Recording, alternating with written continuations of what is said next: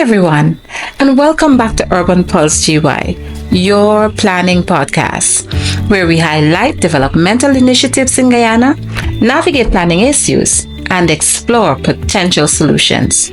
I am Cassandra Limburg-Finance, your host and planning coach.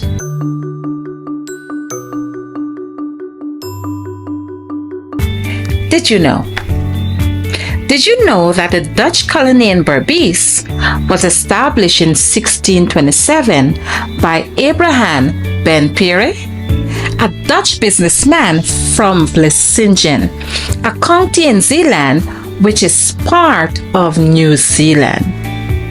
Does that name ring a bell? Vlissingen?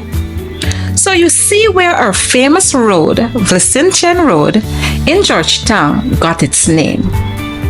Did you know that? But for more of this and other interesting facts, stay tuned to today's Planning Digest segment, where we'll be learning more about our Dutch history here in Guyana.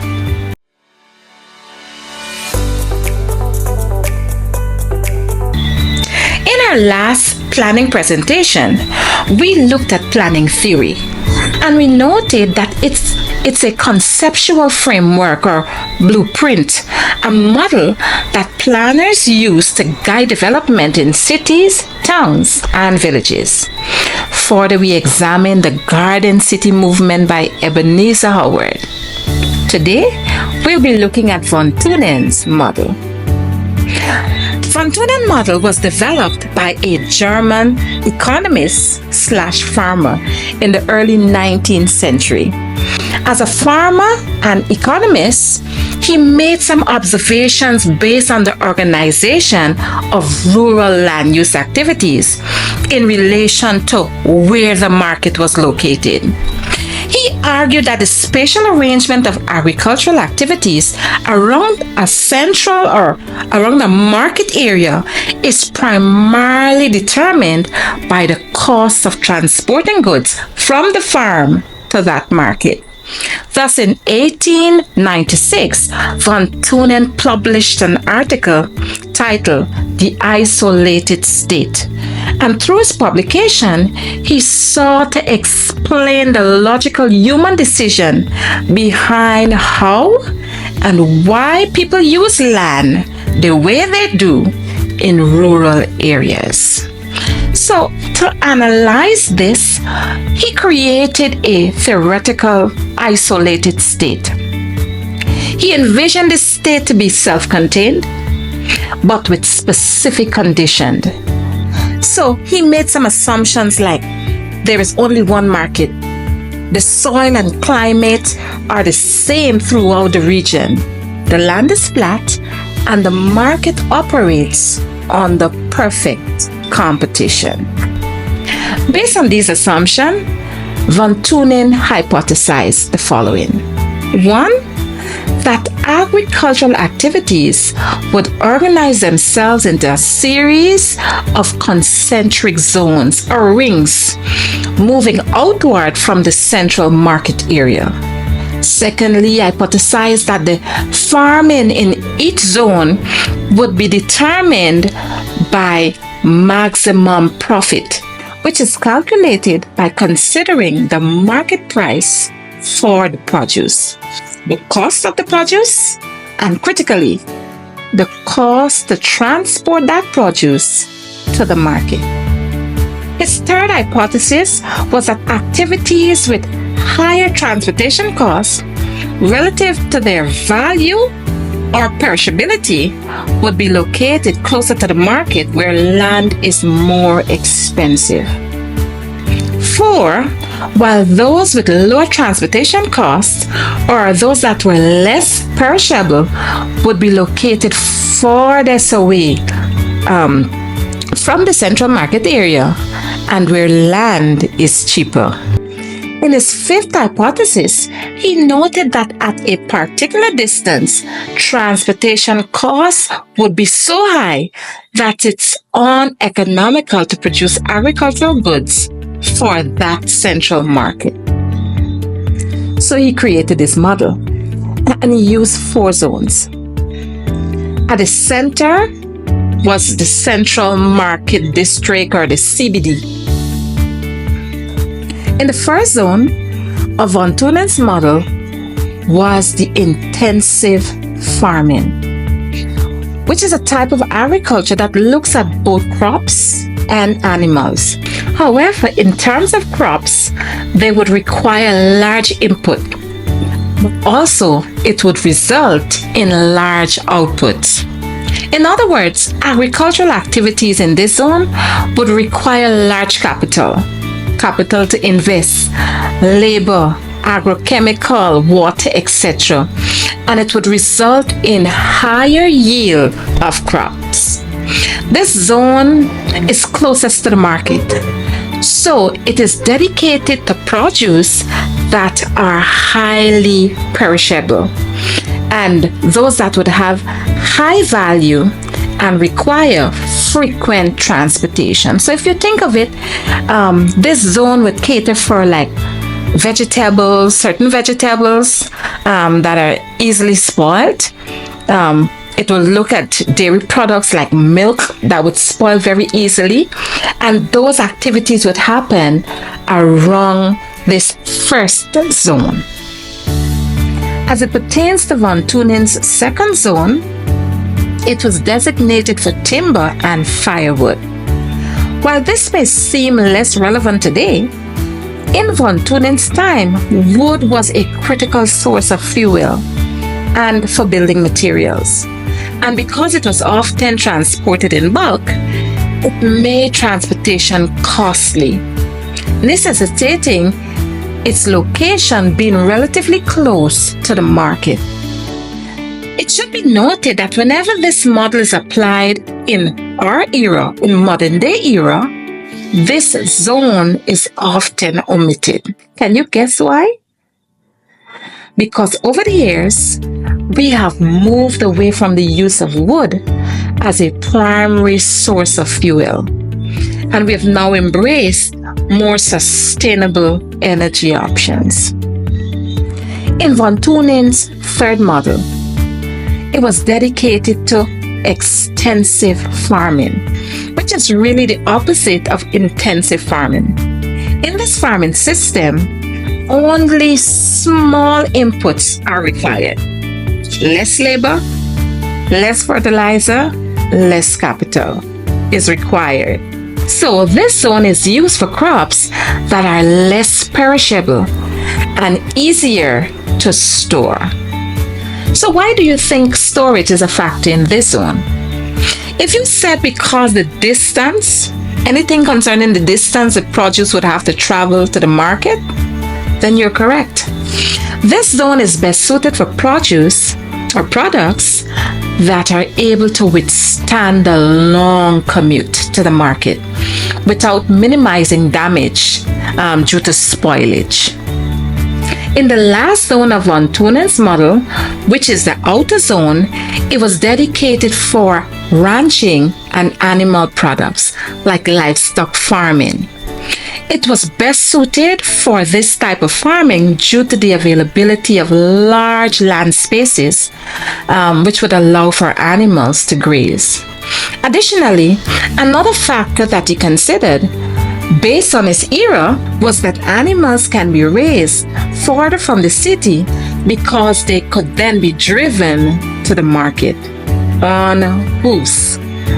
So, as we know, this was the practice back then. Farmers would walk their animals to the market for them to be sold, which in itself reduced the need for costly transportation. So, now that we've examined the model, let's see if we can apply it. And we'll apply it using tomatoes.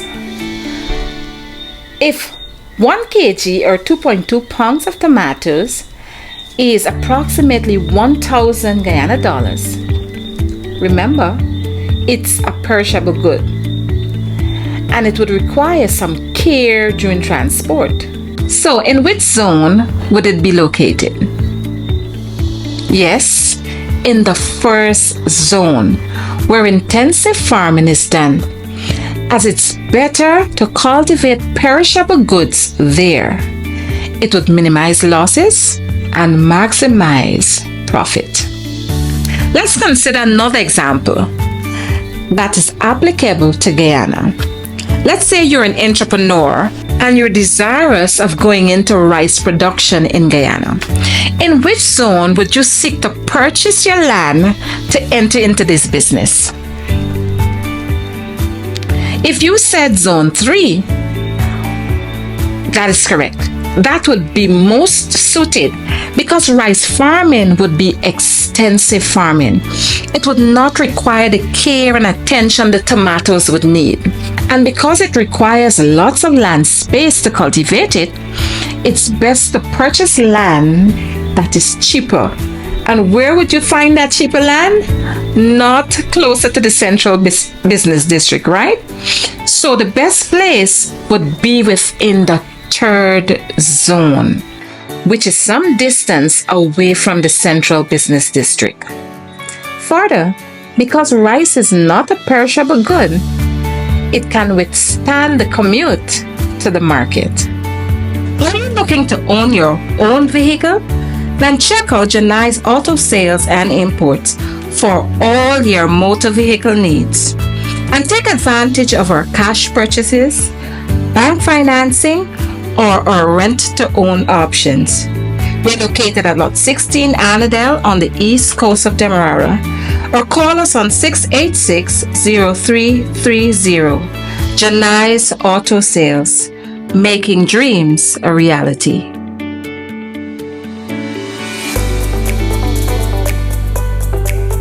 Fort Nassau became the administrative center for the Dutch settlers in Berbice, and it served as the primary hub for governance and military defense within the colony. The Benpera family played a critical role in the early development of Berbice. They established trades with the native Arawak and Kari population, which included farming tobacco and engaging in various forms of commerce. However, over time, the Benpera family transitioned from trade to agriculture. They began developing sugar plantations, and this required heavy labor, which they nor the Amerindians could supply. So to supply this demand, they began importing enslaved Africans. Africans were brought to Guyana during this period, primarily to meet the labor demands for sugar plantations established by the Dutch settlers. Initially, the Dutch relied on indigenous people for labor. However, as European settlements expanded, the indigenous populations declined due to disease and conflict, and the need for a more stable labor force became apparent. Hence, the introduction of Africans. Enslaved Africans were seen as the solution to this labor shortage. To the Dutch plantation owners, they ensured a continuous supply of workers, but their labor was not for free will.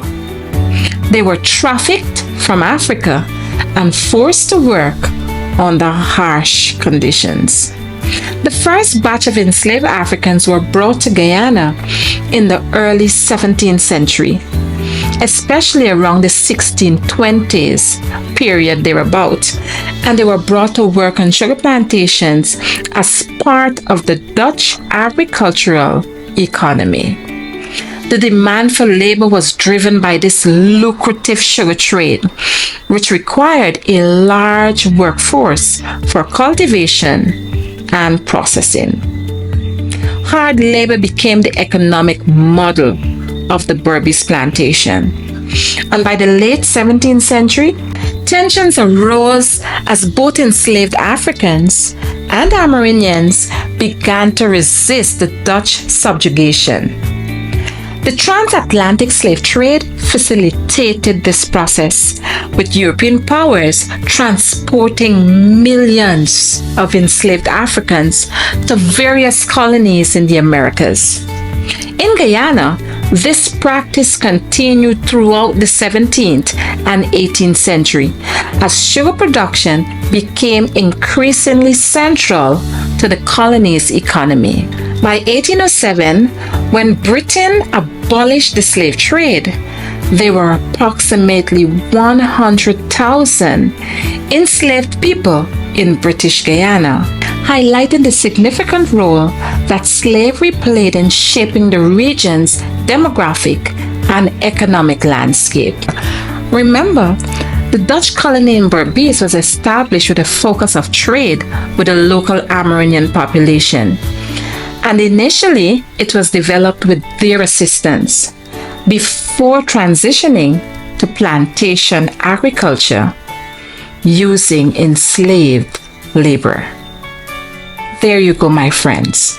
Digest on that. Now, this has brought us to the end of today's podcast, where we discussed planning theories and explored our history from the perspective of the Dutch settlers. Join us again next week, and remember to like, share, follow, and subscribe to our content on Facebook and YouTube. And remember, together we build sustainable communities and a better Guyana.